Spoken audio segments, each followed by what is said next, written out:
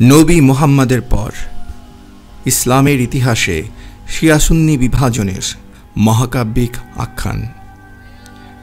মূল লেখক লেজলি হেজেলটন, অনুবাদ তানভীর অন্তর, প্রকাশনী চৈতন্য, প্রকাশকাল আগস্ট 2020, প্রকাশক মোহাম্মদ জাহিদুল হক চৌধুরী রাজীব, প্রচ্ছদ সুবিনয় প্রীতম। অধ্যায় 14। সীমার যেমনটা চেয়েছিল তেমন হয়নি। 73 জন শহীদের মৃতদেহকে নেকড়ে, শকুন, হায়না কারো খাবার হতে হয়নি। সীমার যখন তার দলবল আর বন্দীদের নিয়ে কারবালা ছেড়ে চলে যায়, তখন আশেপাশের গ্রাম থেকে কৃষক ও সাধারণ মানুষেরা ছুটে আসে। তারাই সেই শহীদদের মৃতদেহগুলোকে দাফন করার ব্যবস্থা করে। দাফন করার পর তাদের কবরগুলোকেও ওরা চিহ্নিত করে দেয়। আর এই ঘটনার মাত্র 4 বছর পর থেকেই কারবালার এই প্রান্তরে তীর্থযাত্রীরা ছুটে আসতে শুরু করে। প্রতি বছর যেমন মহররম এলে লক্ষ লক্ষ মানুষ এখানে শোক প্রকাশের জন্য ছুটে আসে। যে তীর্থযাত্রীরা এখানে প্রথমবার এসেছিল তারাই এই স্থানটার নাম দেয় কারবালা, দুঃখ ও দুর্দশার স্থান। আর এই স্থানেই নির্মিত হল হুসাইনি কাফেলার সমাধি। তবে হুসেইনের কর্তৃত মাথাকে কোথায় দাফন করা হয়েছে সেটা নিয়ে জটিলতা দেখা দিল। প্রসিদ্ধ মতানুসারে জানা যায় উনার মাথাকে দামেস্কের গ্রান্ড মসজিদের পূর্ব দিকের দেয়ালে সমাহিত করা হয়েছে। আবার কেউ কেউ দাবি করেন কায়রোর আল আজহার মসজিদের প্রধান ফটকের কাছে একটা সমাধি সৌধ বানিয়ে সেখানে ওনার মাথাকে দাফন করা হয়েছে। এসব ছাড়াও আরও কিছু ধারণা প্রচলিত আছে। কিছু লোক দাবি করেন যে উনার মাথাকে নিরাপদে আজারবাইজানে পাঠিয়ে দেওয়া হয়েছিল, যাতে মাথা নিয়ে আর নতুন কোনো ঝামেলা বা আন্দোলন সৃষ্টি না হয়। আবার কেউ কেউ এমনও বলেন যে মাথাটাকে নাকি আবারও কারবালায় ফেরত পাঠানো হয়, তারপর সেখানেই শেষ ব্যবস্থা করা হয়।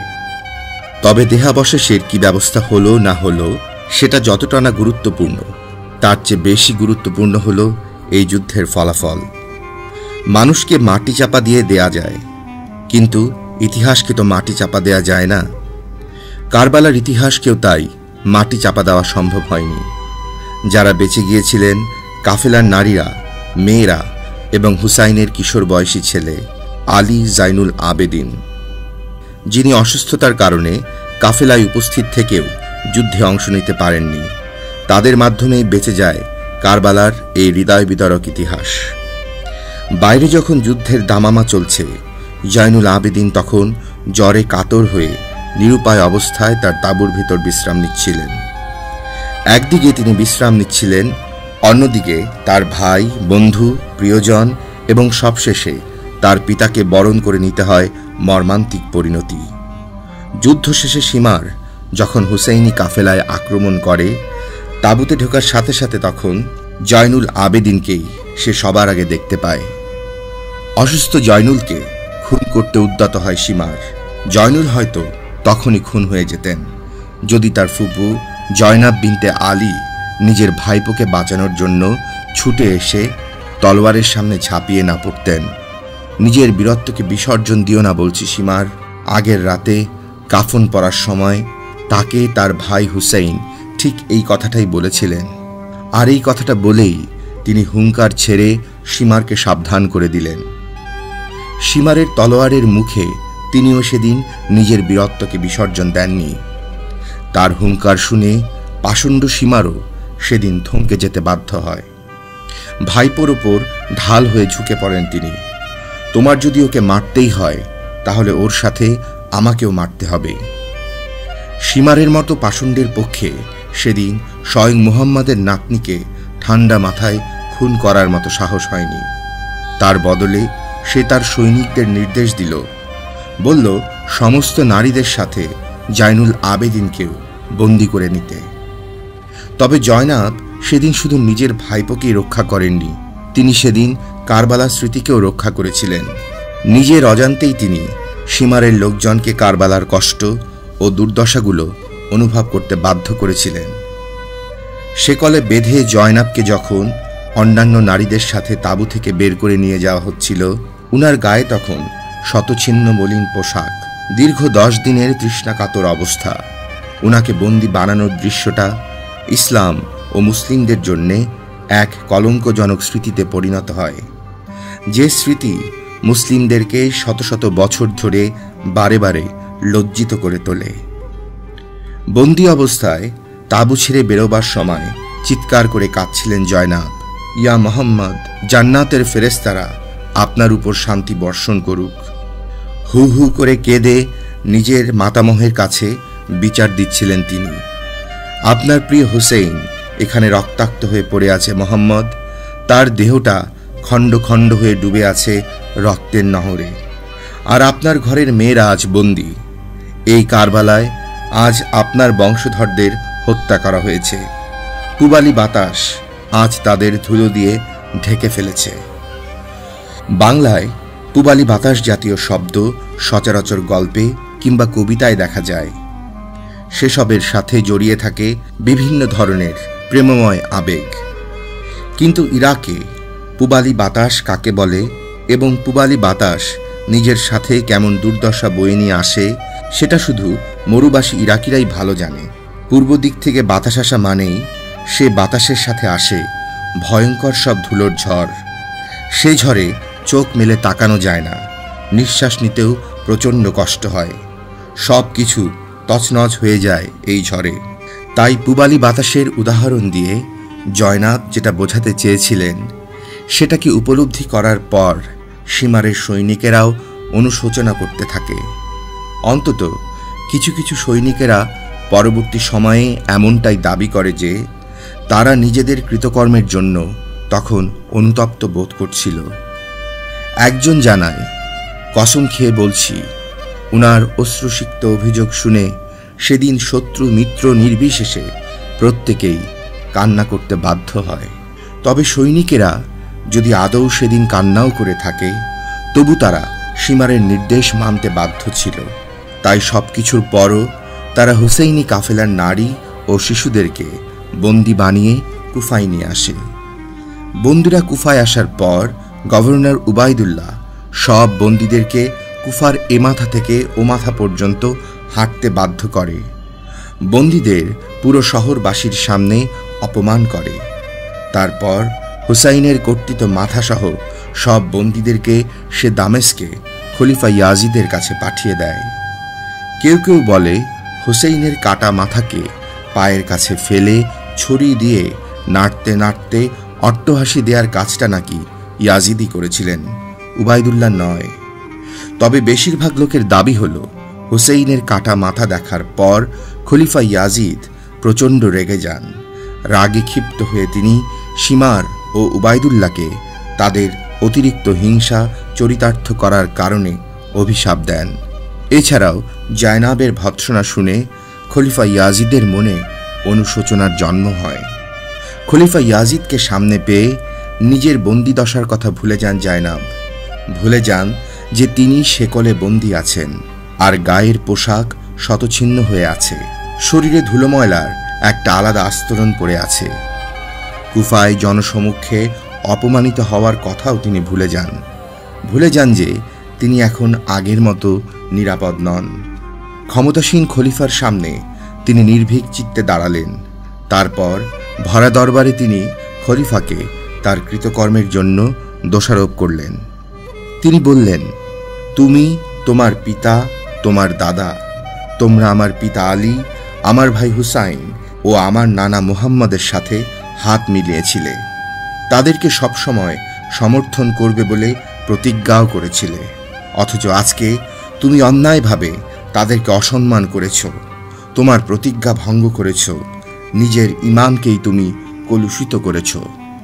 এ পর্যন্ত শুনেই স্বয়ং খলিফা ইয়াজিদও নাকি কান্নায় ভেঙে পড়েন। তিনি জয়নাবকে সান্ত্বনা দেন।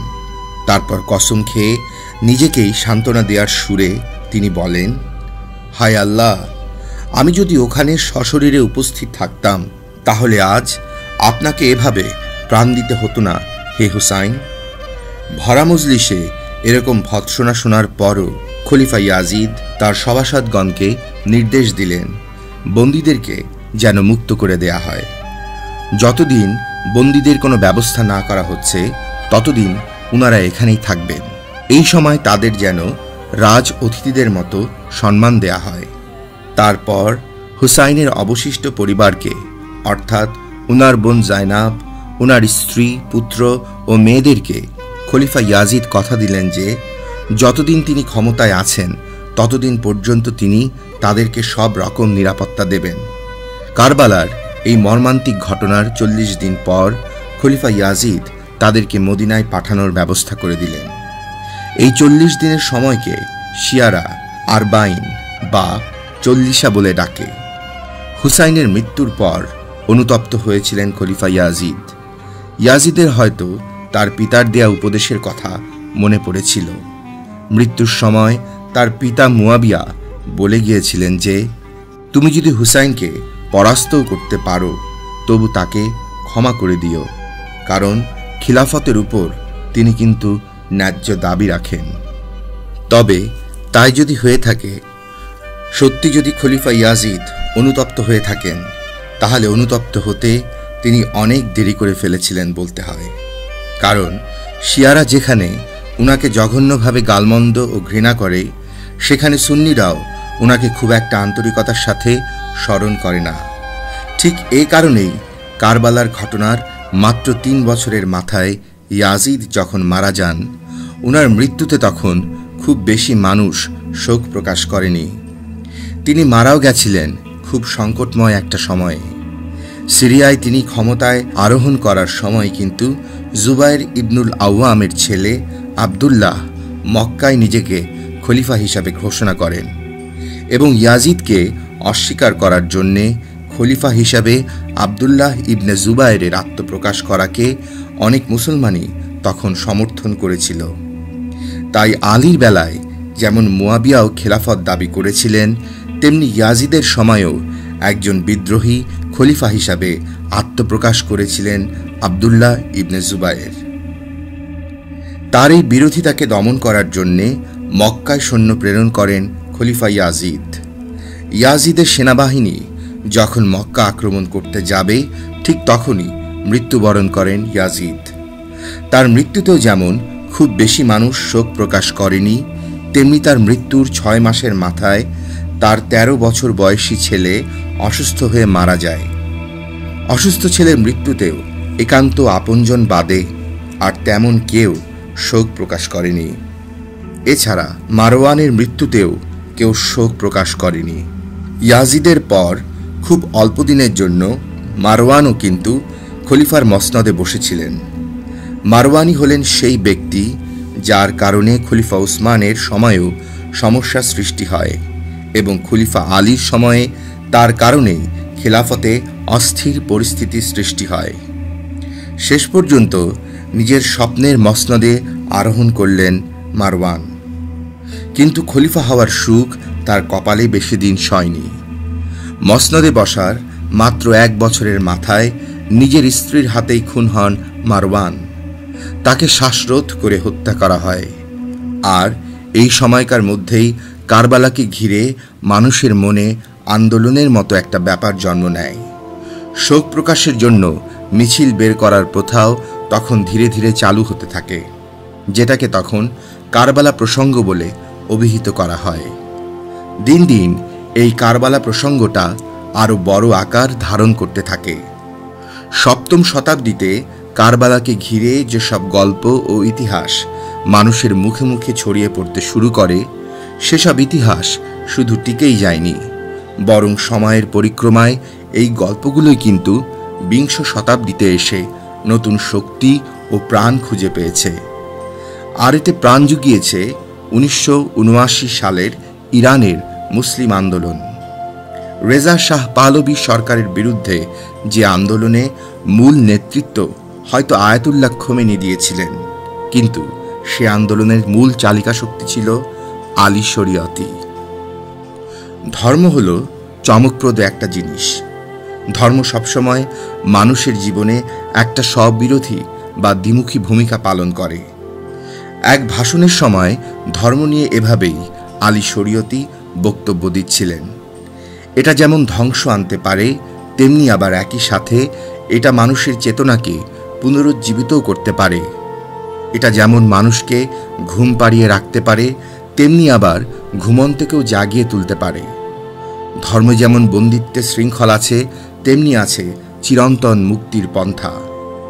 ধর্মের কাছ থেকে মানুষ যেমন শান্ত হবার শিক্ষা পায়, তেমনি ধর্মই শেখায় কিভাবে মানুষকে বিপ্লবী হয়ে উঠতে হয়। শরীয়তির এই দর্শনগুলোকে খোমেনি সবচেয়ে ভালোভাবে উপলব্ধি করতে পেরেছিলেন। তিনি চিনতে পেরেছিলেন আলী শরীয়তিকে। শরীয়তির মতো তিনিও এটা উপলব্ধি করতে পেরেছিলেন যে কারবালাই হলো সেই চমকপ্রদ ব্যাপার যেটার ভেতর নিহিত আছে ধর্মের গভীরতম শক্তি। কারবালা হলো একটা নদীর মতো, যার প্রতিটা ধারার সাথে মিশে আছে গণমানুষের আবেগ, মিশে আছে ধর্মীয় ও সামাজিক রাজনৈতিক গুরুত্ব। এই নদীর ধারাকেই চলমান সময় ও পরিস্থিতির স্রোতের সাথে মিলিয়ে দিতে চেয়েছিলেন আয়াতুল্লাহ খোমেনি। কারণ রেজা শাহের এই স্বৈরাচারী শাসনের ফলে সমাজে যেসব বিক্ষোভ ও অসন্তোষ দানা বাঁধছিল, অন্যায়ভাবে সাধারণ মানুষের উপর গ্রেফতার, বিচার, নির্যাতন ও প্রহসন চলছিল, সেসবের বিরুদ্ধে ধর্মই কিন্তু বিপ্লব ও প্রতিবাদের মোক্ষম ঢাল হিসেবে কাজ করতে পারে। আর কারবালার ইতিহাসই ছিল ধর্মের সেই চমকপ্রদ শক্তি, যেটাকে কাজে লাগিয়ে ঘুমন্ত মানুষের কানে প্রতিবাদের আহ্বান জানানো সম্ভব। কারণ এই ইতিহাস এমন এক অনুপ্রেরণাকে ধারণ করে যেটা সব ধরনের আর্থসামাজিক বিভক্তিকে তুড়ি মেরে উড়িয়ে দেয়। সব মানুষকেই একই বিশ্বাসের ছত্রছায়ায় এনে দাঁড় করিয়ে দেবার ক্ষমতা রাখে কারবালা। আর সেই বিশ্বাসের নাম মুক্তি। মুক্তির এই যুগান্তকারী অনুপ্রেরণাকে কাজে লাগিয়েই কিন্তু আলেম সমাজ, মার্ক্সবাদী, ধর্মনিরপেক্ষ বুদ্ধিজীবী, উদারপন্থী, রক্ষণশীল এবং গ্রামীণ জনগণেরাও একই সাথে কাঁধে কাঁধ মিলিয়ে রেজা শাহ পাহলভীর বিরুদ্ধে আন্দোলনে নেমেছিল। ফ্রান্সের এক গ্রামে নির্বাসনে অবস্থায় থাকা 1979 সালের নভেম্বর মাসে খোমেনি একটি চিঠি লিখেছিলেন। তাতে লেখা ছিল, যেখানে যেখানে সম্ভব সেখানেই তোমরা আশুরার রক্তাক্ত ইতিহাসের ছবি সম্বলিত পোস্টার টাঙিয়ে দাও, যেন সবাই বুঝতে পারে সামনে এমন দিন আসছে যেদিন নির্যাতিত জনতা তাদের নির্যাতনকারীদের ওপর সমস্ত জোর জুলুমের প্রতিশোধ নেবে। আর সে বছরই ডিসেম্বর মাসের 11 তারিখ আশুরার দিনে শিয়াদের ঐতিহ্যবাহী শোক সমাগমকে একটি শক্তিশালী রাজনৈতিক হাতিয়ারে পরিণত করা হয়। জনগণের প্রবল চাপের মুখে পড়ে মাত্র দুদিনের মধ্যেই রেজা শাহের সরকার সামরিক আইন জারি করতে বাধ্য হয়। লক্ষ লক্ষ ইরানি জনতা তখন খোমেনির ডাকে সাড়া দিয়ে রাস্তায় নেমে আসে। আর প্রতি বছর শোক সমাগমের সময় সচরাচর তারা ইয়াজিদ নিপাত যাক, ইয়াজিদ নিপাত যাক বলে স্লোগান দিয়ে থাকে। সেই স্লোগানকেই তারা একটু পরিবর্তন করে রেজা শাহ নিপাত যাক বানিয়ে ফেলে। শুরু হয় ক্ষমতার সাথে জনগণের মুখোমুখি সংঘর্ষ। নিহত হয় অগণিত মানুষ। আশুরার 40 দিন তথা আরবাইন পার হবার পর খোমেনি আবারও কারবালা প্রসঙ্গ নিয়ে আলোচনা শুরু করেন। তিনি আন্দোলন চলাকালীন রেজা শাহের পাটোয়া বাহিনীর হাতে যারা নিহত হন তাদের সাথে 1400 বছর আগে ইয়াজিদ বাহিনীর হাতে নিহত শহীদদের তুলনা করে আবারও চিঠি লেখেন। চিঠিতে তিনি লেখেন, হয়তো কারবালায় যারা শহীদ হয়েছিলেন তাদের রক্তের ধারায় আজ আমাদের আন্দোলনে নিহিত ব্যক্তিদের রক্তের সাথে এসে মিশেছে।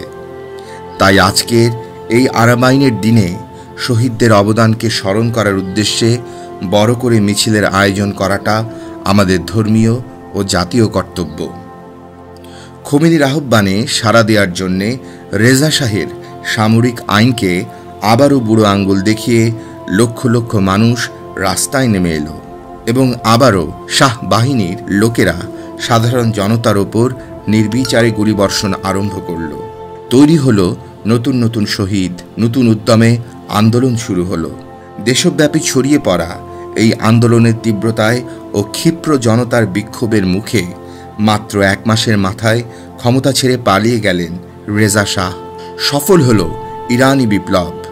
তবে এই সাফল্যকে অনেকেই একটা প্রতিশোধ হিসেবে বিবেচনা করেন, কারণ রেজা শাহ যেমন খোমেনিকে দেশ থেকে বিতাড়িত করেন, খোমেনিও তেমনি রেজা শাহকে দেশ ছাড়তে বাধ্য করেন। এই ঘটনার 2 মাসের মাথায় ইরানকে একটা ইসলামী প্রজাতন্ত্র হিসেবে ঘোষণা দেয়া হয়, যেখানে খোমেনি নিজেকে এই প্রজাতন্ত্রের সর্বোচ্চ নেতা হিসাবে ঘোষণা করেন। আর সেই সাথে উদারপন্থী মুসলমান ও ধর্মনিরপেক্ষ বুদ্ধিজীবীরা এবার তাদের সমর্থনপুষ্ট এই ধর্মীয় শাসন ব্যবস্থার অন্য একটা দিকও টের পেতে শুরু করেন। এই বিপ্লবটা আসলে ধর্মনির্ভর একটা রাষ্ট্র প্রতিষ্ঠা হওয়ার পথকে সহজ করে দিয়েছিল, যার ফলে প্রচলিত সমাজ ব্যবস্থায় হুট করে এমন কিছু পরিবর্তন আসে যেসব পরিবর্তনকে অনেকেই ইসলামী স্বৈরাচার নামে আখ্যায়িত করে থাকেন। আর তখন শুধু সমাজ ব্যবস্থাতেই পরিবর্তন আসেনি, বরং সদ্য প্রতিষ্ঠিত এই সরকার ব্যবস্থার ভিত্তি যাতে ঠিক থাকে সে উদ্দেশ্যে অসংখ্য ধর্মনিরপেক্ষ ও উদারপন্থী সমাজকর্মীদেরকে গ্রেফতার করে সাজা দেয়া হয়। অথচ এই সমাজকর্মীরাই কিন্তু অপর এক স্বৈরাচারীর হাত থেকে মুক্তি পাবার আশায় খোমেনির এই ইরানি বিপ্লবের সাথে সংহতি প্রকাশ করেছিল। খোমেনি ক্ষমতায় আসার পর নারীদের জন্য আপাদমস্তক বোরখা পরার রাষ্ট্রীয় আইন জারি করেছিলেন। এমনকি আন্দোলন চলাকালীন যেসব তরুণীরা তেহরানের রাজপথে সাবমেশিন গান হাতে ঘুরে বেড়াত, নিজেদেরকে জায়নাবের মতো কমান্ডো বলে পরিচয় দিত, সেই নারীদেরকেও অতিসত্বর তাদের আন্দোলনকালীন পরিচয় থেকে অব্যাহতি দিয়ে অন্য কাজে নিয়োগ করা হয়। শীঘ্রই আলী শরীয়তির অনেক ভাষণ ও বক্তব্যকেও ইসলামের সাথে অসামঞ্জস্যপূর্ণ বলে ঘোষণা করা হয়। একসময় যেখানে ডাকটিকেটে, পোস্টারে, ব্যানারে সবখানেই উনার ছবিকে আয়াতুল্লাহ খোমেনির পাশেই প্রদর্শন করা হতো, সেখানে হুট করেই আলী শরীয়তির চেহারাটা রাতারাতি লোকচক্ষুর অন্তরালে চলে যায়। তবে কারবালার ইতিহাসটা কিন্তু লোকচক্ষুর আড়ালে চলে যায়নি, বরং এই ইতিহাসকে আরও চৌকস উপায়ে ব্যবহার করা হয়ে থাকে। 1980 সালে ইরান ও ইরাকের যুদ্ধের সময় হাজার হাজার ইরানি যুবককে কারবালা লেখা কাপড়ের টুকরো দেয়া হয় কপালে বেঁধে যুদ্ধে নামার জন্যে। এদের মধ্যে অনেকেই কিন্তু বুকে মাইন বেঁধে মানব বোমা হিসেবে শত্রুর গাড়িবহরের সামনে ঝাঁপিয়ে পড়েন। এই যুবকেরা ইচ্ছে করেই বিস্ফোরণে মরে শহীদ হওয়ার আশায় ইরাকি সেনাবাহিনীর পেতে রাখা মাইনের ওপর দলে দলে দৌড়ে গিয়ে ঝাঁপিয়ে পড়েছিল, যাতে ইরানি সেনাবাহিনীর সৈন্যদের জন্য শত্রুদের সীমানায় ঢোকার পথটা অনেক সহজ হয়। কারবালার অনুপ্রেরণাকে ধারণ করে যুবকেরা এতটাই উজ্জীবিত হয়ে উঠেছিল যে তারা নিজেদের জীবনকে অকাতরে বিসর্জন করে দিতেও নির্দ্বিধায় প্রস্তুত ছিল। তাদেরকে অনুপ্রেরণা দেবার জন্যে কারবালার কাহিনী নিয়ে গজল, কাওয়ালি, কবিতা, বক্তৃতা ইত্যাদি বিভিন্ন অনুপ্রেরণামূলক রচনা তৈরি করা হয়। কারবালা প্রসঙ্গকে কাজে লাগিয়ে শীঘ্রই ক্ষমতা লাভ করেন খোমেনি।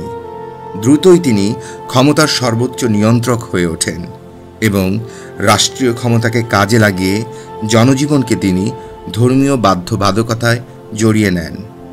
অর্থাৎ ধর্মকে ঠিক সেই বন্দিত্বের শৃঙ্খলেই পরিণত করা হলো, যেটার ব্যাপারে মানুষকে সাবধান করে দিয়েছিলেন আলী শরীয়তি। কারবালার অনুপ্রেরণাকে সুকৌশলে নিয়ন্ত্রণ করা হলো।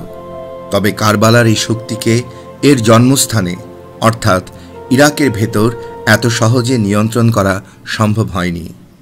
হুসেইনের 5 জন ছেলের মধ্যে মাত্র একজনই বেঁচে ছিলেন, আর শিয়াদের জন্য ওটাই ছিল যথেষ্ট। উনাকেই শিয়ারা তাদের 12 জন ইমামের মধ্যে চতুর্থ ইমাম হিসেবে গ্রহণ করে নেয়। শিয়াদের সমাজে যেসব ধর্মীয় পোস্টার ছাপা হয় তাতে দেখা যায় এই 12 জন ইমামের মধ্যে সবার সামনে বসে থাকেন আলী, আর ওনার পিছনে ইংরেজি ভি অক্ষরের মতো করে সারি বেঁধে বসে থাকেন বাকি 11 জন ইমাম। এই ইমামদের ব্যাপারটা অনেকটা রাজতন্ত্রের মতো। পিতার কাছ থেকে তার পুত্রের কাছে ইমামতের দায়িত্ব দেয়া হয়। শিয়ারা বিশ্বাস করে এরা প্রত্যেকেই দৈবভাবে জ্ঞান ও নেতৃত্ব প্রাপ্ত এবং তারা এমনও বিশ্বাস করে যে এদের প্রত্যেককেই বিষ প্রয়োগে হত্যা করা হয়েছে। তাদের বিশ্বাস বিষ প্রয়োগের কাজটা সবার আগেই উমাইয়াদের নির্দেশে করা হয়। পরে তাদের উত্তরসূরি আব্বাসীয়রাও ঠিক একই কাজ করে গেছে। তবে একমাত্র 12তম ইমামকেই এখনো পর্যন্ত হত্যা করা সম্ভব হয়নি, কারণ তিনি এখনো ইমাম হিসাবে আত্মপ্রকাশ করেননি। এই ইমামের নাম ইমাম মাহদী। শিয়া ও সুন্নি উভয় বিশ্বাস মতেই ইমাম মাহদী যখন আত্মপ্রকাশ করবেন তখন ঈসা আবার পৃথিবীতে ফিরে আসবেন। পোস্টারে কখনো এনার চেহারা আঁকা হয়নি, চেহারার বদলে শুধু উজ্জ্বল আলো সেখানে দেখানো হয়।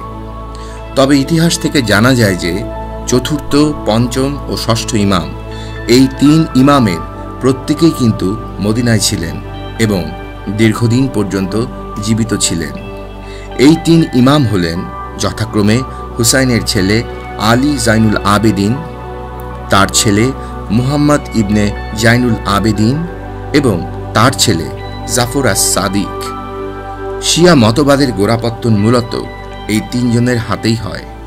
তবে প্রত্যেক ইমামকে আদৌ কোনো বিষ দেয়া হয়েছিল কিনা সে বিষয়ে আসলে যতটা না প্রমাণ পাওয়া যায় তার চেয়ে বেশি ছড়িয়ে আছে বিশ্বাস। আবার এটাও সত্যি যে আব্বাসীয় খেলাফত যখন শুরু হয় তখন থেকে শিয়া ইমামদের জীবনের সময়কালও কোনো এক বিচিত্র কারণে বেশ তুলনামূলকভাবে হ্রাস পেতে শুরু করে। কারবালার ঘটনার মাত্র 70 বছরের মাথায় আব্বাসীয়রা উমাইয়া গোত্রের কাছ থেকে ক্ষমতা বাগিয়ে নিতে সক্ষম হয়। খিলাফতকে তারা আবারও সিরিয়া থেকে ইরাকে ফিরিয়ে নিয়ে আসে। 762 সালে তারা টাইগ্রিস নদীর তীরে সুরম্য একটা রাজধানী করে তোলে। চমৎকার একটা বৃত্তের আকৃতিতে তৈরি করা হয় এই শহরটাকে। শুরুতে যদিও এই শহরটাকে মদিনাতুস সালাম বা শান্তির শহর নামে ডাকা হতো, কিন্তু শীঘ্রই এটা বাগদাদ নামে পরিচিতি পেতে শুরু করে। ফার্সি ভাষায় বাগদাদ নামের অর্থ দাঁড়ায় স্বর্গের উপহার। আর 8ম শতাব্দীর শেষ দিকে বিখ্যাত খলিফা হারুন ও রশিদের শাসনামলে মুসলিম সাম্রাজ্যের সীমানা স্পেন থেকে নিয়ে ভারত পর্যন্ত বিস্তৃতি লাভ করে, যার ফলে বাগদাদ হয়ে ওঠে শিল্প ও বিজ্ঞান চর্চার এক অন্যতম গুরুত্বপূর্ণ কেন্দ্র। গণিত তখন পৌঁছে যায় অনন্য একটি মাত্রায়। আবিষ্কৃত হয় অ্যালজেব্রা বা বীজগণিত। উল্লেখ্য যে অ্যালজেব্রা নামটাও কিন্তু আরবি থেকে এসেছে। গণিতের সাথে সাথে সাহিত্য চর্চাও আরও বিকশিত হতে শুরু করে। সৃষ্টি হয় অসাধারণ সব সাহিত্যকর্ম, যার মধ্যে সবচেয়ে উল্লেখযোগ্য ও বিখ্যাত সাহিত্যকর্ম হল আরব্য রজনী, যেটা আসলে খলিফা হারুন ও রশিদের সময়ে রচিত হয়েছিল। সেই সাথে রচিত হয় ইতিহাসের উল্লেখযোগ্য কিছু সংকলন। আর সেসব সংকলনের মধ্য থেকেই একটার উপর ভিত্তি করে এই বইটা লেখা হয়েছে। তবে এত কিছুর বিনিময়ে শিয়াদেরকেই মূল্য দিতে হয়েছিল সবচেয়ে বেশি, কারণ শিয়াদের কাছ থেকে বড় ধরনের সমর্থন পাবার পরই কিন্তু আব্বাসীয়রা ক্ষমতায় আসে। কারণ আব্বাসীয়দের দাবি ছিল তারা পুরোপুরি আহলে বাইয়াতের অংশ না হলেও তারা অন্তত স্বয়ং মুহাম্মদ এর চাচা আব্বাসের বংশধর। তাই খেলাফতের ওপর তারাও শক্ত দাবি রাখে। তবে এই দাবি আদায় হওয়ার পর, অর্থাৎ ক্ষমতায় বসার পর, এই আব্বাসীয়রাই কিন্তু শিয়াদের সাথে দূরত্ব তৈরি করে, যে ব্যাপারটা শিয়াদের কাছে একটা বিশ্বাসঘাতকতার মতো মনে হয়। তারপর শুরু হয় কিভাবে এই বিশ্বাসঘাতকতার জবাব দেয়া যায় তা নিয়ে শিয়াদের আভ্যন্তরীণ বিভক্তি। শিয়াদের ভেতর যারা আব্বাসীয়দের বিরুদ্ধে তুলনামূলকভাবে বেশি সোচ্চার হন তাদের মধ্যে উল্লেখযোগ্য হলেন জায়েদি গোত্র। এরা মূলত ইয়েমেনের একটি সম্প্রদায়, যাদের মধ্যে কিছু কিছু জায়েদি এমনও দাবি করে যে ইমামত নাকি আসলে মাত্র 7 জন ইমাম নিয়েই শেষ হয়ে গেছে। জায়েদিদের পর উল্লেখযোগ্য হল ইসমাইলি সম্প্রদায়, যারা মনে করেন ইমামতের ধারা আসলে 12 জন বা 7 জন ইমাম পর্যন্ত বিস্তৃতি হয়নি, বরং এই ধারাবাহিকতা মাত্র 5 জন ইমাম পর্যন্তই স্থায়ী হয়েছে। এই বিশ্বাসের উপর ভর করেই ইসমাইলিরা নিজেদের মতো করে ক্ষমতা ও অধিকার আদায় করে নেবার জন্য চেষ্টা করতে শুরু করে। এই ইসমাইলিদেরই একটি শাখা পরবর্তী সময়ে ফাতেমি বংশ প্রতিষ্ঠা করে। তাদের হাতেই তৈরি হয় মিশরের রাজধানী কায়রো, আর তারাই 10ম শতাব্দী থেকে দ্বাদশ শতাব্দী পর্যন্ত মিশর শাসন করে। ইসমাইলি সম্প্রদায়ের অপর এক শাখাকে এখনো নিয়ন্ত্রণ করছেন আগা খান ও তার বংশধর। ইমামত নিয়ে শিয়াদের ভেতর এসব মতভেদ থাকলেও অধিকাংশ শিয়ারাই মনে করে ইসলামের ইমাম হচ্ছেন 12 জন, আর এই 12 জনের নির্দেশনা অনুসরণ করেই তারা সুন্নি খলিফাদের বিরোধিতা করার চেয়ে বরং ধর্মীয় ব্যাপার স্যাপারে মনোযোগ দেওয়াকেই বেশি প্রাধান্য দেন। অন্তত এটাই তাদের দাবি। কারণ হুসেইনের করুণ পরিণতির পর প্রত্যেক ইমামই রাজনৈতিক ব্যাপার নিয়ে আর মাথা না ঘামিয়ে বরং ধর্মীয় ও আধ্যাত্মিক বিষয়ের প্রতি মনোযোগ দেওয়াকেই বেশি গুরুত্ব দিয়েছেন। তবে উমাইয়াদের জন্যে ইমামদের নিয়ে ততক্ষণ পর্যন্ত কোনো সমস্যার কিছুই ছিল না, যতক্ষণ ওনারা সিরিয়া থেকে দূরে মদিনায় নিজেদের মতো করে বসবাস করছেন। কিন্তু আব্বাসীয়দের জন্যে ইমামদের উপস্থিতিও ছিল হুমকি স্বরূপ। মুহাম্মদের সাথে ইমামদের সরাসরি রক্তের সম্পর্ক থাকায় নেতৃত্বের ওপর আব্বাসীয়দের এই দাবির সাথে ইমামদের দাবিটা সাংঘর্ষিক হয়ে ওঠে। কারণ এই ইমামদেরকে ঘিরেই কিন্তু আব্বাসীয় খেলাফতের বিরুদ্ধে প্রতিরোধ ও বিদ্রোহ তৈরি হওয়ার সমূহ সম্ভাবনা থেকে যাচ্ছে। তাই উমাইয়া খলিফারা যেখানে ইমামদের মদিনায় শান্তিতে বসবাস করার সুযোগ দিয়েছিলেন, সেখানে আব্বাসীয়রা কিন্তু ইমামদেরকে নিজেদের থেকে দূরে না রেখে বরং তাদের কাছাকাছি নিয়ে আসে, যাতে ইমামদের গতিবিধিকে তারা কাছ থেকে লক্ষ্য করে রাখতে পারে। ইমামদেরকে ঘিরে যাতে বড় ধরনের কোনো জনমত তৈরি হওয়ার সুযোগ না হয়। 7ম ইমামের পর থেকে ইমামদেরকে ইরাকে নিয়ে আসা হয় এবং তাদের প্রত্যেককেই হয় কারাগারে পাঠানো হয়, নয়তো গৃহবন্দী করে রাখা হয়। আর এখান থেকেই শিয়াদের মনে সন্দেহ তৈরি হয় যে ইমামদেরকে বিষ প্রয়োগ করে হত্যা করা হচ্ছে। পরবর্তী সময়ে ইমামদের সমাধির ওপর সোনালী রঙের গম্বুজ নির্মাণ করা হয়। 12 জন ইমামের প্রত্যেকের সমাধির ওপর একই ধরনের গম্বুজ নির্মিত হওয়ায় অনেকেই কিন্তু কোনটা কার সমাধি তা নিয়ে বিভ্রান্ত হয়ে পড়েন। বিশেষ করে অমুসলিম ও পশ্চিমেরাই এটা নিয়ে সবচেয়ে বেশি বিভ্রান্ত হন। মূলত নাজাফে অবস্থিত আলীর সমাধি এবং কারবালায় অবস্থিত হুসাইন ও তার সৎ ভাই আব্বাসের জোড়া সমাধিকে ঘিরেই প্রতি বছর মুহররমের সময় সবচেয়ে বেশি সংখ্যক মানুষ জড়ো হয়ে থাকে। তবে এর মানে কিন্তু এই নয় যে বাকি ইমামদেরকে কেউ সম্মান করেন না। আসলে প্রত্যেক ইমামকেই সমান মর্যাদা দেয়া হয়। বাগদাদের খাদিমিয়া সমাধিসৌধে শিয়াদের 7ম ও 9ম ইমামকে সমাহিত করা হয়েছিল। ওখানেই তাদের মাজার আছে। ইমাম রেজার মাজারটা শিয়াদের 8ম ইমামের সমাধির ওপর নির্মাণ করা হয়েছে, যেটা ইরানের মাশহাদ শহরে অবস্থিত।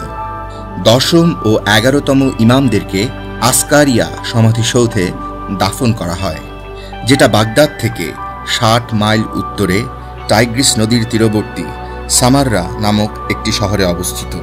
আসকারিয়া সমাধিসৌধের নামের মধ্যেই নিহিত আছে শিয়াদের 10ম ও 11তম ইমামের দুর্ভাগ্যের নিয়তির কথা।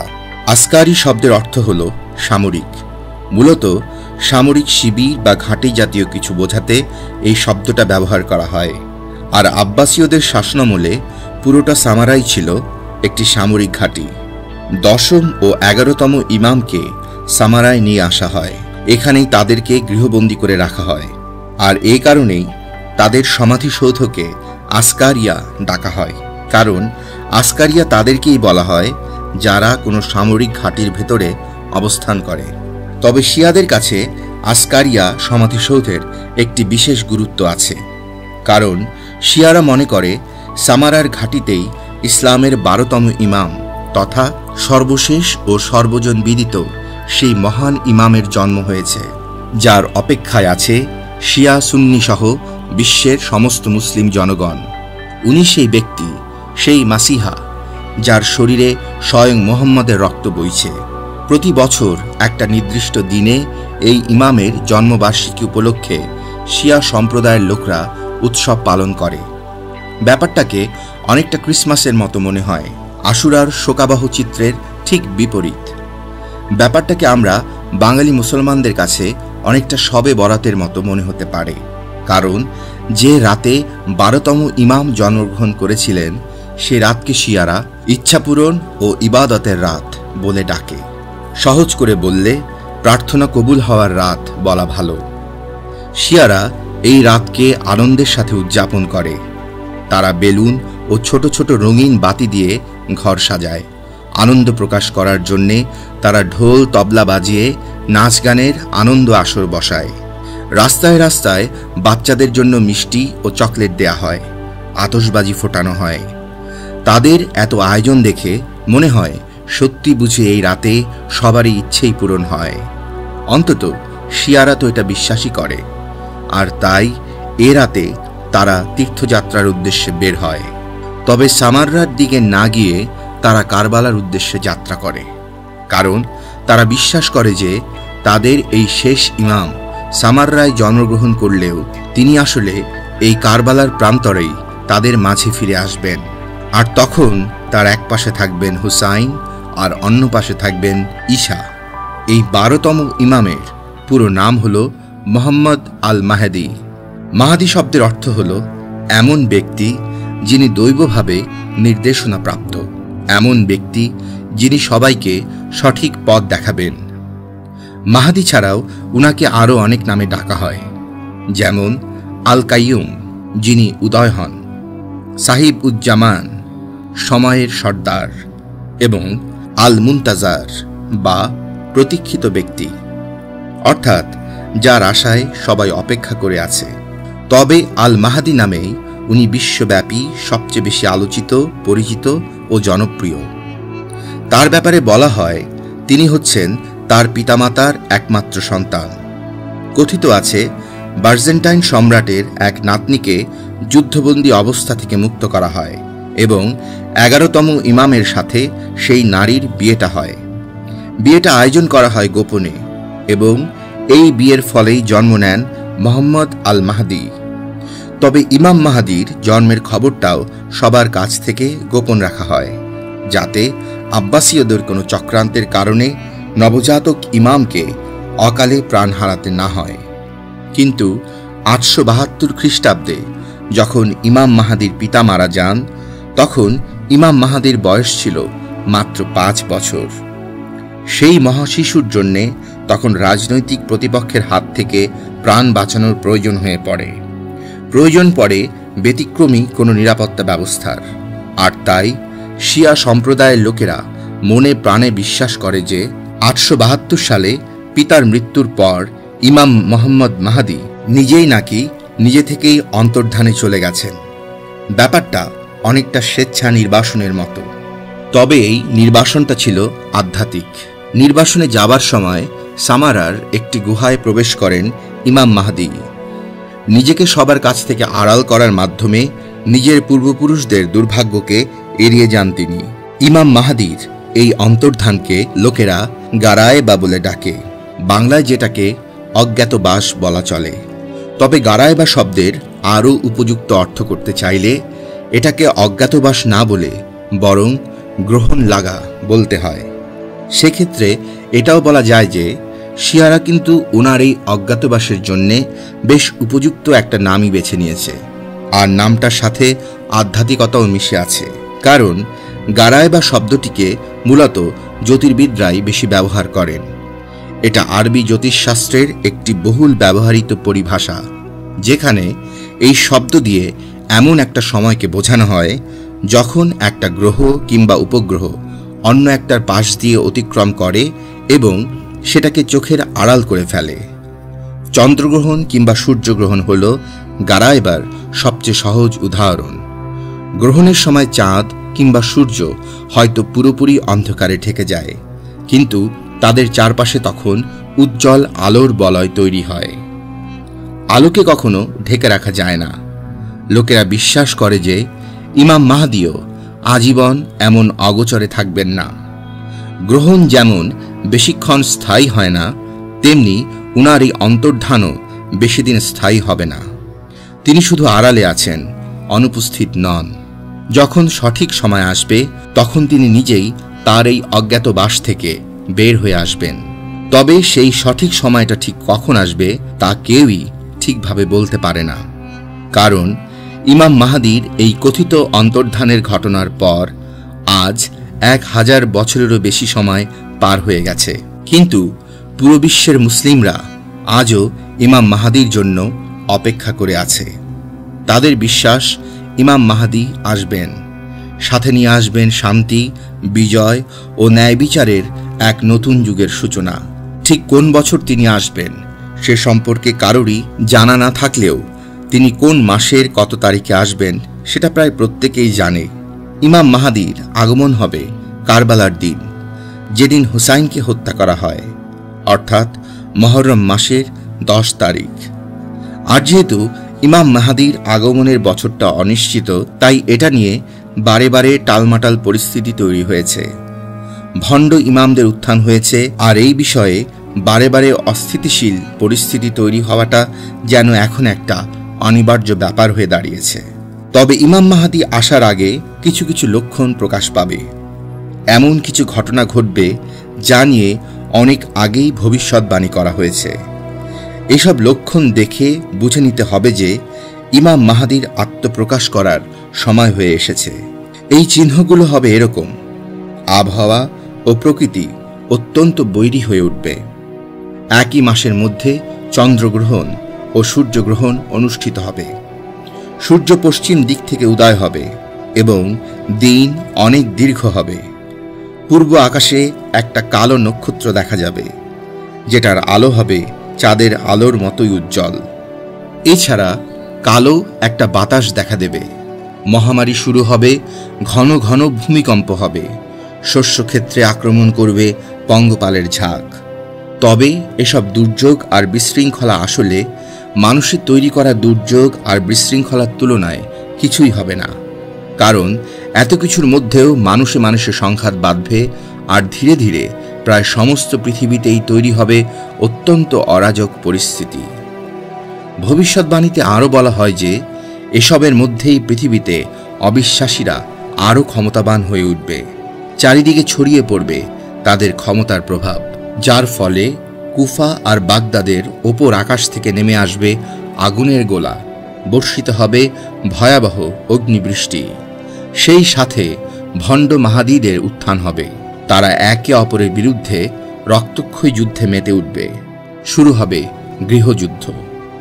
বিদেশিদেরকে উৎখাত করে নিজেদের দেশের নিয়ন্ত্রণ আবারও নিজেদের দখলে নেওয়ার জন্য সাধারণ শান্তিপ্রিয় মুসলমানকেও হাতে অস্ত্র তুলে নিতে দেখা যাবে। এছাড়াও এমন ভয়াবহ একটা যুদ্ধ শুরু হবে যে যুদ্ধের ফলে সমস্তটা সিরিয়া প্রায় ধ্বংস হয়ে যাবে। সোজা কথায় এই যেসব ভবিষ্যৎবাণী করা হয়েছে সেসবের সাথে আধুনিক মধ্যপ্রাচ্যের এক অদ্ভুত সাদৃশ্য লক্ষ্য করা যায়, বিশেষ করে 21 শতকের শুরুর দিকের মধ্যপ্রাচ্যের সাথে। শুরুটা হয় 79-80 সালের ইরানি অভ্যুত্থানের মধ্য দিয়ে।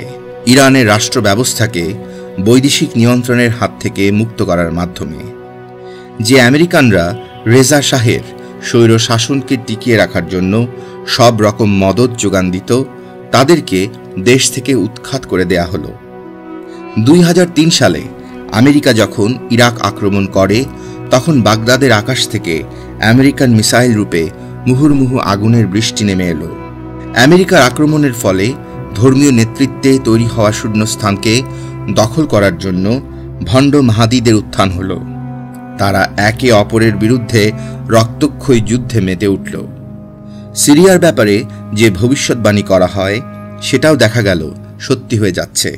কারণ সিরিয়াতেও যুদ্ধ বিগ্রহ শুরু হলো এবং এসব যুদ্ধের ফলে সিরিয়া বিভক্ত হয়ে জন্ম নেয় ইসরায়েলের, যেটা একসময় সিরিয়ারই একটা মুসলিম প্রদেশ ছিল। ঠিক এই কারণেই আয়াতুল্লাহ খোমেনি যখন ইরানের ক্ষমতায় বসার পর আমেরিকার বিরুদ্ধে শক্ত অবস্থান নিলেন এবং নিজেকে ইমাম মাহদীর প্রতিনিধি হিসাবে ঘোষণা করে তিনি বললেন যে তিনি আসলে ইমাম মাহদীর ফিরে আসার পথকে সুগম করার চেষ্টা করছেন, তখন স্বাভাবিকভাবেই খোমেনিকে নিয়ে গুজব ছড়ানো শুরু হলো। একদল লোক বলাবলি করতে লাগলো যে ইমাম মাহাদি ফিরে এসেছেন, আর খোমেনি হলেন সেই প্রতীক্ষিত ও প্রতিশ্রুত শেষ ইমাম, ইমাম মোহাম্মদ আল মাহাদি। এই গুজবটা কিভাবে ছড়িয়েছিল, কোত্থেকে ছড়িয়েছিল তা জানা যায়নি। যে কোনো গুজবের ব্যাপারটাই আসলে এমন, এগুলো কিভাবে শুরু হয় আর কিভাবে ছড়ায় সেটা কখনোই জানা যায় না। তবে খোমেনিকে ইমাম মাহাদি দাবি করার গুজব ছড়ানোর শুরুটা ঠিক কে করেছিল সেটা জানা না গেলেও অনুমান করা যায় যে এই গুজবটাকে দেশব্যাপী ছড়িয়ে দেওয়ার পেছনে কোনো রাজনৈতিক দলের হাত থাকার প্রবল সম্ভাবনা আছে। কারণ উনাকে ইমাম মাহাদি দাবি করার অনেক আগে থেকেই লোকেরা উনাকে হোসাইনের উত্তরাধিকারী এবং এই যুগের হোসাইন জাতীয় গালভরা উপাধিতে ভূষিত করতে থাকে। খোমেনিকে হোসেইন থেকে মাহাদিতে পরিণত করতে তেমন কোনো সময় লাগেনি, আর খোমেনি নিজেও নিজের জন্য রাজা কিংবা প্রেসিডেন্ট জাতীয় উপাধি বেছে না নিয়ে বরং নিজেকে ইমাম হিসেবে ঘোষণা করেন, যেন তিনি সত্যিই ইমামতের প্রকৃত উত্তরাধিকারী। আর হয়তো এই গুজবটাকে তিনি কখনো সত্যি বলে ঘোষণা করেননি, তবে এটাও সত্যি যে এগুলোকে তিনি কখনো মিথ্যা বলেও নাকচ করে দেননি। এই গুজবকে কেন্দ্র করে যেসব আলোচনা, সমালোচনা ও উত্তেজনার শুরু হয়েছিল সেসবের ইতি হয় একমাত্র খোমেনির মৃত্যুর পর। 1989 সালে মৃত্যুবরণ করেন আয়াতুল্লাহ খোমেনি। তাকে সমাহিত করার পর আলী ও হুসাইনের মাজারের মতো তার মাজারের ওপরও সোনালী রঙের গম্বুজ নির্মাণ করা হয়। সেখানে তৈরি করা হয় ইমামদের সমাধির মতো আবহ। ইমাম মাহাদির প্রত্যাবর্তন সংক্রান্ত ব্যাপারকে কেন্দ্র করে যেসব উত্তেজনা সৃষ্টি হয় সেসবের একটা প্রভাব কিন্তু 1980 সালে সংগঠিত ইরাক ইরান যুদ্ধের ওপরও পড়ে। ইমাম মাহাদিকে ঘিরে যেসব আখ্যান প্রচলিত সেসবের মূল উদ্দেশ্যই হল মানুষকে আশার আলো দেখানো, মানুষকে এই বার্তা দেয়া যে একদিন একজন সত্যিকার পথপ্রদর্শক বা রক্ষাকারী আসবেন। তিনি এসে সবকিছু ঠিক করে দেবেন, সব বিরোধের অবসান ঘটাবেন, তখন আর কোনো চিন্তা থাকবে না। স্বাভাবিকভাবেই শিয়া সুন্নি নির্বিশেষে প্রতিটা সাধারণ মুসলমানের মনেই ইমাম মাহাদিকে নিয়ে অনেক আশা ও অপেক্ষা জমে আছে। আর ইমাম মাহাদিকে নিয়ে সাধারণ মানুষের মনের এই সূক্ষ্ম আবেগটাকেই যুদ্ধের সময় কাজে লাগানোর চেষ্টা করা হলো। ইরাকিদের সাথে যুদ্ধ চলাকালীন ইরানি সৈনিকরা ভোর রাতেই ঘুম থেকে জেগে উঠে অদ্ভুত একটা দৃশ্য দেখতে লাগলো। তারা দেখল সুদর্শন একজন মানুষ রাতের অন্ধকারে তাদের দিকে ছুটে আসছেন। তার পরনে ধপধপে সাদা পোশাক, সাদা একটা ঘোড়ায় চড়ে ছুটে আসছেন তিনি। কিন্তু তাদের কাছে না এসে খানিকটা দূরে দাঁড়িয়েই তিনি তাদের জন্য দোয়া করছেন, তারপর আবারও ফিরে যাচ্ছেন অজানার উদ্দেশ্যে। এই দৃশ্যটা ইরানি সেনাদেরকে অনেক বেশি উজ্জীবিত ও অনুপ্রাণিত করে। নতুন করে উত্তেজনা সৃষ্টি হয়। লোকেরা বলাবলি করতে থাকে যে উনি ইমাম মাহাদি ছাড়া আর কেউ নন। তবে এই ব্যক্তি যে ইমাম মাহাদি নন, বরং কারা যেন সৈনিকদের মনোবল বাড়ানোর জন্য কিছু লোককে ইমাম মাহাদি সাজিয়ে অভিনয় করতে পাঠাচ্ছে, সেটা শীঘ্রই প্রকাশ পেয়ে গেল। তবে এই কাজটা কি ইমাম মাহাদির স্মৃতির প্রতি শ্রদ্ধা প্রদর্শনের জন্য করা হয়েছে, নাকি আলোচিত একটা লোক বিশ্বাসকে উদ্দেশ্যমূলক ও ন্যাক্কারজনকভাবে নিজেদের স্বার্থে ব্যবহার করা হয়েছে, সে ব্যাপারে স্পষ্ট কোনো ধারণা পাওয়া যায়নি। এমনকি এটাও নিশ্চিতভাবে জানা যায়নি যে এটা দিয়ে কি ইমাম মাহাদিকে বোঝানো হয়েছে নাকি ইমাম হুসাইনকে। তবে ইরানের সাবেক প্রেসিডেন্ট মাহমুদ আহমেদিনেজাদ 2005 সালে ক্ষমতায় বসার পর যখন ইমাম মাহাদির আগমনকে দ্রুত সংঘটিত হতে দেখতে চাইলেন, তখন তার ইচ্ছের পেছনে কোনো স্বার্থান্বেষী মনোভাব কাজ করেনি। তিনি আন্তরিকভাবেই ইমাম মাহাদির আগমনকে ত্বরান্বিত হতে দেখতে চেয়েছিলেন। আর ঠিক এই কারণেই তার বক্তব্যগুলো আরও বিভ্রান্তিকর হয়ে ওঠে। তিনি বলেন, সরকারি শাসন ব্যবস্থাকে তিনি এমনভাবে পরিচালনা করতে চান যাতে ইমাম মাহাদির ফিরে আসা আরও ত্বরান্বিত হয়। ইমাম মাহাদি যেন আরও দ্রুত ফিরে আসেন, সেই লক্ষ্যে তিনি কাজ করতে চান। এই ব্যাপারটা কিন্তু মৌলবাদী খ্রিস্টানদের মধ্যেও দেখা যায়। তারাও কিন্তু যিশুর দ্বিতীয় আগমনকে ত্বরান্বিত করতে চেয়েছে, যেমনটা মৌলবাদী ইহুদিরাও চেয়েছিল যিশুর প্রথম আগমনের বেলায়। আহমেদিনেজাদ যেটা করলেন সেটা হলো তিনি একই সাথে নিজের এবং সাধারণ জনগণের গভীর একটা বিশ্বাস নিয়ে রাষ্ট্রীয়ভাবে কাজ করার ইচ্ছা প্রকাশ করলেন। তিনি হয়তো জনগণকে আশা দিতে চেয়েছিলেন, কিন্তু ইমাম মাহাদির প্রত্যাবর্তনকে ত্বরান্বিত করতে চাওয়ার ব্যাপারটাকে তিনি বারবার ইরানের আমেরিকা ও ইসরায়েল বিরোধী মনোভাবের সাথে মিলিয়ে দিচ্ছিলেন, যে কারণে পরবর্তী বছরগুলোতে আন্তর্জাতিক রাজনীতিতে অস্থির পরিস্থিতি তৈরি হয়। বিশেষ করে ইরানের পরমাণু গবেষণা বিষয়ক সিদ্ধান্তকে ঘিরে পশ্চিমা বিশ্বে উদ্বেগ ছড়িয়ে পড়ে। কারণ ইমাম মাহাদির ফিরে আসা নিয়ে যেসব ভবিষ্যৎবাণী করা হয়েছে তাতে এমন এক বৈশ্বিক পরিস্থিতির বর্ণনা দেয়া হয় যেখানে মানব জীবন অত্যন্ত বিশৃঙ্খল অবস্থার মধ্যে পতিত হবে, চারিদিকে ধ্বংসাত্মক অবস্থা বিরাজ করবে। সোজা কথায় পৃথিবীর পরিস্থিতি দেখে মনে হবে কিয়ামতের বুঝি আর দেরি নেই। 2003 সালে আমেরিকা যখন ইরাক আক্রমণ করে, ইরাকিদের কাছে তখন থেকেই মনে হতে থাকে যে কিয়ামতের আর বুঝি বেশি বাকি নেই।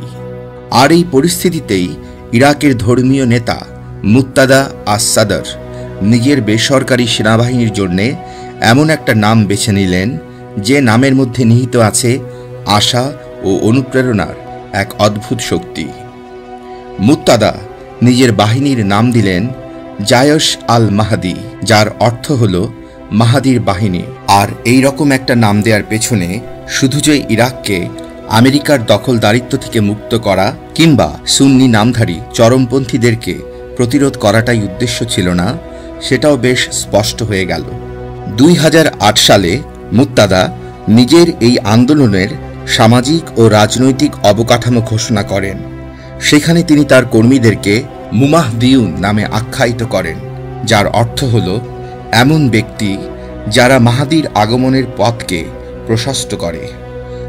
মুক্তাদা ও তার অনুসারীরা বিশ্বাস করেন তারা ইমাম মাহাদির আগমনের পথকে সুগম করছেন। তাদের মতো আরও অনেকেই বিশ্বাস করেন যে শান্তি ও সমৃদ্ধির দিন বুঝি খুব শীঘ্রই আসবে। বিশ্বাসকে কাজে লাগিয়ে হয়তো মানুষের মনে সুন্দর ভবিষ্যতের আশা জাগানো যায়। আবার এটাও সত্যি যে এই বিশ্বাসকে ব্যবহার করেই কিন্তু সমস্ত আশা ভরসা নষ্ট করে ফেলা যায়। আর 2006 সালের ফেব্রুয়ারি মাসে ঠিক এটাই ঘটেছিল। কারা যেন চক্রান্ত করে সামাররায় অবস্থিত আসকারিয়া সমাধিসৌধে বোমা হামলা করে। নিশ্চিতভাবে না জানা গেলেও যতদূর মনে হয় এই কাজের পেছনে ছিল ইরাকে সক্রিয় চরমপন্থী সংগঠন আল কায়েদা। এই আক্রমণের ফলে আসকারিয়া মাজারের সোনালী গম্বুজটা ধ্বংস হয়ে যায়। তবে তার চেয়েও ভয়াবহ ব্যাপার হলো যে ইরাকে দীর্ঘদিন ধরে চলমান যে গৃহযুদ্ধটা একটা সময় ধীরে ধীরে শান্ত হয়ে আসতে শুরু করেছিল, এই আক্রমণের কারণে সেই গৃহযুদ্ধটা আবার নতুন করে মাথাচাড়া দিয়ে উঠতে শুরু করে। ফলশ্রুতিতে শিয়া ও সুন্নিরা একে অপরের বিরুদ্ধে প্রতিশোধ ও ঘৃণা একটা ধারাবাহিক চর্চা শুরু করে। আর এই প্রতিশোধের ধারাবাহিকতায় সেই বছরই আবার কারা যেন আসকারিয়া মাজারে হামলাও করে এবং আগের বারের হামলার থেকে বেঁচে যাওয়া দুটো স্বর্ণের মিনারও এবার ধ্বংস হয়ে যায়। প্রতিশোধ ও প্রতিদ্বন্দ্বিতার জবাব হিসেবে শিয়াদেরকে অত্যন্ত কঠিন একটা আঘাত করেছিল আল কায়েদা। এই বোমা হামলাগুলো তারা শুধু শিয়া ইমামদের মাজারের উপরই করেনি, বরং শিয়াদের আশা ভরসার সমস্ত ভিত্তির ওপর তারা হামলা করে, যেটা শিয়াদের মননে গভীর একটা দাগ রেখে যায়। কারণ আসকারিয়া সমাধিসৌধটা শিয়াদের শুধু তাদের 10ম এবং 11তম ইমামদের সমাধিস্থলে ছিল না, বরং এটা তাদের 12তম ইমাম মোহাম্মদ আল মাহাদির স্মৃতি বিজড়িত একটা স্থান ছিল।